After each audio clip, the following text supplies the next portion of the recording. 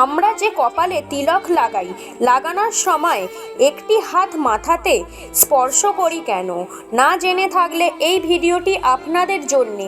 চলুন জেনে নিন। পুরাণে বলা হয়েছে মানুষের মাথায় শীর্ষে অবস্থান করে ব্রহ্মরুদ্র, যেখান দিয়ে প্রবাহিত হয় ঈশ্বরের কৃপা শক্তি। তিলক শুধু কপালে নয়, তার স্পর্শে করে ভক্তির সংকল্পে। মাথায় হাত রাখা মানে, হে ভগবান, আমার বুদ্ধি, অহংকার ও চিন্তা আপনার চরণে সমর্পণ করলাম। এই স্পর্শে মনে করিয়ে দেয়, এই শরীর নয়, এ মন নয়, সব কিছুই অধিপতি তুমি।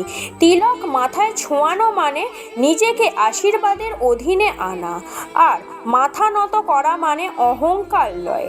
এই জন্যই তিলকের পর ভক্ত মাথায় হাত রাখে সমর্পণে শেষে হিসেবে। এই রকম ভিডিও পাওয়ার জন্য চ্যানেলটিকে সাবস্ক্রাইব করুন, আমাদের সঙ্গে থাকুন।